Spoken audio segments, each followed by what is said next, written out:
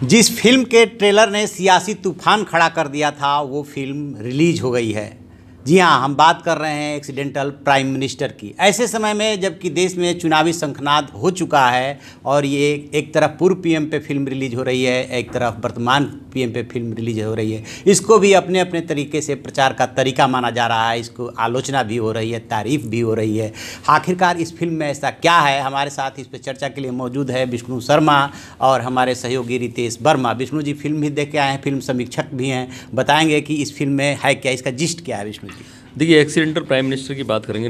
Naturally लोग चुनाव के इस वक्त रिलीज़ हो रही है और सीधे सीधे इसमें नाम कोई बदले नहीं गए हैं, सेम वही नाम है, सोनिया गांधी और सारे मनमोहन सिंह। तो ये माना जा रहा है कि प्रोपेगेंडा फिल्म है, जो अभी तक माना जा रहा था, जिन्होंने नहीं देखी है वो माना जा रहा है। तो मैं ये कहूँगा कि जो मुझे फिल्म देख के लगा, पहला जिन्होंने संजय बारू की किताब नहीं पढ़ी है उनके लिए बड़ी, और थोड़ा बहुत पॉलिटिकल जो रखते हैं उनके लिए बड़ा मजा आएगा इस फिल्म में, क्योंकि वो सारी चीज़ें पता चलेंगी अंदर काम कैसे होता है। जो आम आदमी जिसको नहीं इससे लेना देना है, जर्नलिस्ट को जरूर देखनी चाहिए। दूसरा क्या लगता है कि संजय बारू मीडिया एडवाइजर रहे 4 साल करीब मनमोहन सिंह के, तो उन्होंने साफ किया, मतलब जो मनमोहन सिंह, जो संजय बारू के किरदार में अक्षय खन्ना, वो बोलता है कि ये मेरा सच है, ये ज़रूरी नहीं है कि सच हो, मतलब ये मैंने देखा, मैंने वो लिखा, एक पहलू है केवल, यानी जो मैं सोच रहा हूँ। मनमोहन सिंह फिल्म में भी दावा है कि मेरा सच, फिल्म में भी वो नरेटर के तौर पे हैं, तो वो खुद जहाँ मौजूद हैं या जो उनको बताया गया वो लिख रहे हैं। वो मनमोहन सिंह क्या सोच रहे होंगे ये ना डायरेक्टर ने कोई एज्यूम किया, सोनिया गांधी कोई फैसला लेते वक्त या बोलते वक्त क्या सोचती हैं, उससे पहले क्या आपस में मीटिंग करती ऐसा कुछ क्या उसमें ऑब्जेक्शनेबल है जिससे लग रहा है कि डेरोगेटरी है पूर्व पीएम के लिए? ऐसा नहीं, डेरोगेटरी जो मोटा मोटा जाता है वही कि मनमोहन सिंह को डायरेक्ट कर रहे थे 10 जनपद से, ये जो मैसेज जाता है वो कई मुद्दों पर वहाँ दिखता है। फिल्म का शुरुआती सीन ही कि चिदम्बरम को चुन लेते हैं जो मनमोहन सिंह के फाइनेंस मिनिस्ट्री में रखूंगा, लेकिन वो पहले सीन में ही, दूसरे में ही ये दिखाया जाता है कि चिदम्बरम बनना चाहते हैं फाइनेंस मिनिस्टर, वो अहमद पटेल को बोलते हैं, अहमद पटेल जाके सोनिया गांधी को बोलते हैं, और थोड़ी देर बाद जो मनमोहन सिंह ने चुना था कि फाइनेंस मिनिस्ट्री अपने पास रखूंगा, वो पलट जाता है फैसला। ऐसे कई डिसीजन हुए। हाँ। जो पत्रकार कवर करते हैं उनको पता है कि कई बार पलटना पड़ा। अब वो अध्यादेश को ही ले लीजिए तो उन्होंने किस तरह से फाड़ा था और किस तरह से पलटा गया था। रितेश जी से जानना चाहेंगे कि आखिरकार मनमोहन जी के लिए माना जाता है कि हर कुछ वो 10 जनपद से पूछ के करते थे, और यदि फिल्म में उसको संकेतों में बताने की कोशिश की गई है तो इतना हंगामा क्यों? मैं अलग करूँगा कि वो पूछ के नहीं, मतलब ये जो बात कर रहे हैं वो पूछ के करते थे। हाँ। इस फिल्म में दिखाया गया है कि जो 10 जनपद चाहता था कि सारी चीज़ें उन्हें पता हों, और इसके लिए बाकायदा नेशनल एडवाइजरी कमेटी बनाई गई, इस पर डिबेट होता है। ये बाहर के लोगों को नहीं पता, फिल्म में दिखाया गया सच है कि नेशनल एडवाइजरी कमेटी कैसे, काउंसिल, ये तय हुआ कि कैसे 10 जनपद की बातें वहाँ तक पहुँच जाएं और वो लीगल फ्रेमवर्क में हो, इसलिए एक नेशनल एडवाइजरी काउंसिल की बात हुई और एक पुलक चटर्जी की बात हुई कि एक अधिकारी वो दोनों के बीच में वो बनाए। तो इसमें मनमोहन सिंह अपनी तरफ से नहीं जा रहे हैं, ये इसमें फिल्म में यही बताया गया है कि वो हीरो हैं, वो ये सब नहीं करना चाहते हैं, लेकिन उनको करवाया जा रहा है। पुलक चटर्जी को बीच में लाया जाता है और वो पूछते हैं, इवन गुस्से में एक डायलॉग भी पुलक चटर्जी से बोलते हैं कि आखिर फिर पीएम क्या करेगा। रितेश जी, क्या ऐसा इसमें है कि इसके लिए इतना हंगामा है? तो वो तो ये तो सच है, ये जो जानते हैं, जो भी रायसीना कवर करते हैं, राष्ट्रपति भवन, संसद भवन और कैबिनेट सेक्रेटारिएट और पॉलिटिकल पार्टीज़ के बीच, उन सबको ये तब से मालूम है जब से मनमोहन सिंह प्रधानमंत्री बने कि वो पॉलिटिकल लीडर नहीं। मनमोहन सिंह ब्यूरोक्रेसी से आए, एकेडमिक्स के आदमी हैं, और उनको प्रधानमंत्री बनाने का फैसला सोनिया गांधी ने जिन वजहों से लिया वो सब जानते हैं। राहुल गांधी उस समय प्रधानमंत्री नहीं बनाए जा सकते थे। तो मनमोहन सिंह को प्रधानमंत्री बनाने के बाद जैसे ये बोल रहे थे कि वो उन्होंने मान लिया था कि वो फिनांस मिनिस्ट्री अपने पास रखेंगे, क्योंकि वो नरसिम्हा राव की सरकार में फिनांस मिनिस्टर थे, तो उनको लगा हुआ कि मैं सबसे पहले मैं तो फिनांस का एक्सपर्ट हूँ, तो स्वाभाविक रूप से मैं फिनांस मिनिस्ट्री तो अपने पास रख ही सकता हूँ। लेकिन वो फैसला पलट गया जो बताया। तो मेरे हिसाब से इसमें कुछ अजीब नहीं है। ये सिर्फ मनमोहन सिंह प्रधानमंत्री थे इसलिए आपको अजीब लग रहा है, नहीं तो कोई भी प्रधानमंत्री होता है तो वो अपने पार्टी के अध्यक्ष से, पार्टी संगठन से बात करके ही अपने कैबिनेट का गठन करता है। और प्रधानमंत्री का विशेषाधिकार, इस बात को माना कि वो ब्यूरोक्रेट रहे थे, उनकी अपने वर्किंग स्टाइल है, लेकिन पार्टी में उस समय 1-2 लोग ऐसे मौजूद थे जो एकदम से योग्य माने जाते हैं कि उनसे भी ज़्यादा डिजर्विंग थे और आज तक उनके मन की टिच नहीं गई। वो है प्रणब मुखर्जी। उनको तो प्राइम मिनिस्टर नहीं बनाया गया था, तो फिर तो सवाल तो उठेंगे। प्रणब मुखर्जी को प्रधानमंत्री क्यों नहीं बनाया गया, इस पर सोनिया गांधी ने कभी खुलकर कुछ नहीं कहा। प्रणब दा ने अपनी टिच तो रखी, और मनमोहन सिंह ने भी कहा कि वो उनसे ज़्यादा डिजर्विंग थे, वो राजनीतिक कारण था। और सोनिया गांधी ने अगर मनमोहन सिंह को चुना प्रणब मुखर्जी के ऊपर तरजीह दी, तो जाहिर सी बात थी कि वो चाहती थी कि एक ऐसा प्रधानमंत्री हो जो हमारी सुन सके, और जिसके लिए उन्होंने एक नेशनल एडवाइजरी काउंसिल बनाई, जिसके ऑफिस ऑफ प्रॉफिट कंट्रोवर्सी में वो फंसी और उसमें काफ़ी विवाद हुआ, फिर इलेक्शन हुआ। तो आज सुना प्रधानमंत्री नरेंद्र मोदी पे भी कोई फिल्म आई है जिसमें उनका जिक्र है, उनके बारे में बताया गया है। 2 फिल्में, एक में विवेक ओबराय रोल कर रहे हैं, उसकी शूटिंग शुरू हुई है। दूसरा है उरी, जो आज ही रिलीज़ हुई है। और उरी में मोदी का कैरेक्टर 4-5 सीन्स में दिखता है।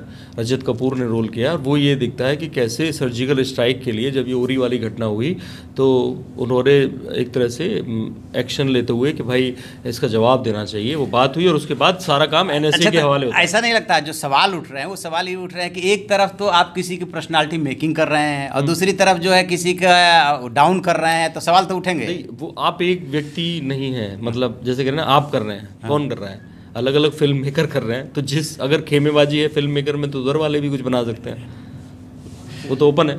क्या लगता है आपको, मतलब चुनाव के ऐन मौके पे एक किसी की पर्सनालिटी मेकिंग की जा रही है? ये एक संयोग है, और ये संयोग भारतीय जनता पार्टी और प्रधानमंत्री नरेंद्र मोदी के लिए, जो अभी 3 राज्यों में मध्य प्रदेश, छत्तीसगढ़ और राजस्थान में बड़ी हार के बाद पार्टी के लिए एक बड़ी हार हुई है, क्योंकि वहाँ मध्य प्रदेश और छत्तीसगढ़ में तो लंबे समय से सरकार थी।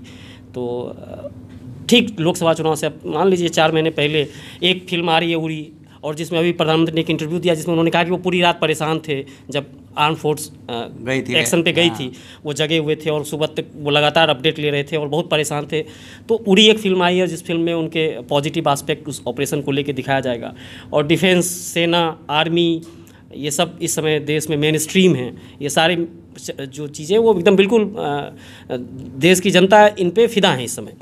और एक फिल्म अभी एक्सीडेंटल प्राइम मिनिस्टर आ गई, जिस फिल्म के जरिए अप्रत्यक्ष रूप से कोई सीधा नहीं बोल रहा है, लेकिन अप्रत्यक्ष रूप से सोनिया गांधी और राहुल गांधी एक विलेन की तरह दिखे नजर आएंगे, मेरा ये मानना है। जिसमें मनमोहन सिंह को बेचारा दिखाया जाएगा कि वो बेचारा जो अच्छा काम करना मतलब ये माना जाए कि ये भी एक चुनावी हथकंडा है। चुनाव मैं चुनावी हथकंडा नहीं कहूँगा, मैं इसको सुखद संयोग कहूँगा भारतीय जनता पार्टी और प्रधानमंत्री नरेंद्र मोदी के लिए। क्योंकि एक तीसरी फिल्म जो विवेक ओबराय, जिसमें प्रधानमंत्री नरेंद्र मोदी का खुद रोल करने जा रहे हैं, 20 से ज़्यादा लैंग्वेज में वो फिल्म एक साथ रिलीज होने वाली है। और मुझे लगता है कि उमंग कुमार जो उस फिल्म के प्रोड्यूसर हैं, सुरेश ओबराय, विवेक ओबराय के पिता, ये सब इस तैयारी में होंगे। अगर वो फिल्म बना रहे हैं तो वो बिल्कुल इस तैयारी में होंगे कि फिल्म चुनाव से पहले आए ताकि बिक जाए और उसका फ़ायदा जिनको मिलना है वो उनको फ़ायदा भी मिल सके।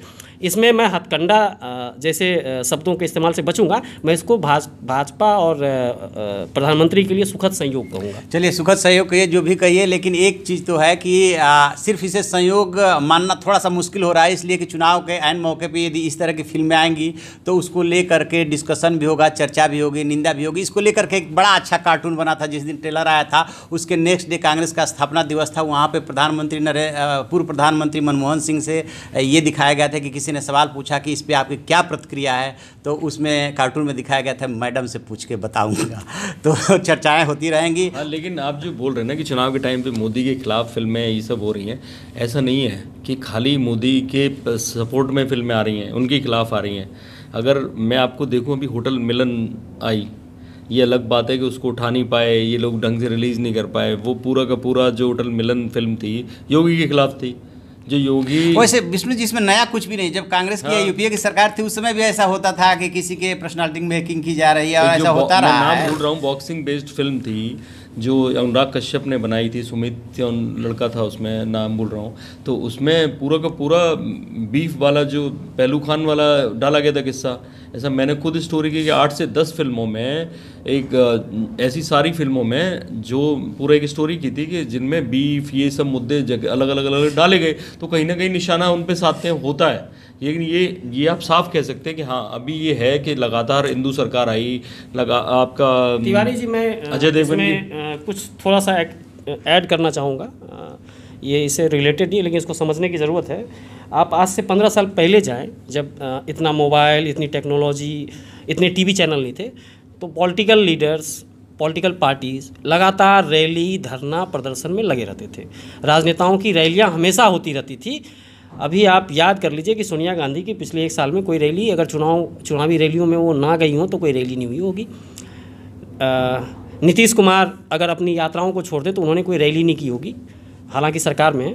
तो आप इस तरह से अगर देखेंगे, अखिलेश यादव ने कोई रैली हाल फिलहाल में नहीं की है। तो पब्लिक से कम्युनिकेट करने का जो तरीका था आज से 15 साल पहले बदल रहा है। पहले आप रैलियां करते थे, जिला मुख्यालयों में धरना प्रदर्शन देते थे, विभिन्न मुद्दों पे वहाँ आपके राष्ट्रीय नेता, प्रांतीय नेता जाके भाषण करते थे, जनता उसको सुनती थी और अखबारों में छोटी सी खबर छपती थी, सिंगल कॉलम की, 2 कॉलम की, और उतना सा पढ़ के अखबार में कि नेता ने क्या कहा, जनता आपके बारे में राय बनाती थी या जनता आपको सुने। अब जो कम्युनिकेशन मीडियम है ना, वो बहुत एक्सप्लोर कर गया। आपके पास मोबाइल है, आपके पास वीडियो है, और फिल्म इंडस्ट्री में पहले भी पॉलिटिकल लाइन पर फिल्में बनती थी, नहीं मोदी की रहते बनी है, काला बनी है, पूरी की पूरी फिल्म भगवा खेमे के खिलाफ है। नानू की जानू में बीफ को फॉलो करते हुए एक आदमी एक्सीडेंट करता है, पूरा फिल्म का वो होता है। फुकरे रिटर्न्स में वो कह रहा है कि शेर को बीफ खिलाने पे कब वो लगेगा। मैं आपको लगाइन से बता रहा हूँ, ऐसी फिल्म में जो बॉक्सिंग वाली फिल्म थी उसमें पहलू खान वाला पूरा किस्सा दिखाया गया कि उसके घर में बीफ रखवा के बिठवाया गया। ये सब मोदी के काल में फिल्में बनी है। मोटल मिलन योगी के जो कैंपेन है, जो ऑपरेशन के खिलाफ लगातार, मैं इसको प्रोपेगेंडा गंडा नहीं कहूँगा, मैं इसको सुखद संयोग कहूँगा कि ये सारी अच्छी फिल्में। चलिए इसको सुखद संयोग ही मान लेते हैं। राजकाज है, होता है, फिल्में बनती हैं, आती हैं, जाती है, और राजनीति में आलोचना भी होती है, और जो भी इस पे फिल्में आएंगी चर्चा करते रहेंगे। लेकिन एक बात तो है, चुनाव के ऐन मौके पे यदि इस तरह की फिल्में बनेंगी, रिलीज होंगी, तो सवाल तो उठेंगे, आलोचना भी होगी, कोई तारीफ भी करेगा। तो जो भी अपडेट होगा हम आपको कराते रहेंगे। यदि आपको हमारा ये वीडियो पसंद आए तो उसे लाइक कीजिए, सब्सक्राइब कीजिए। Thank you.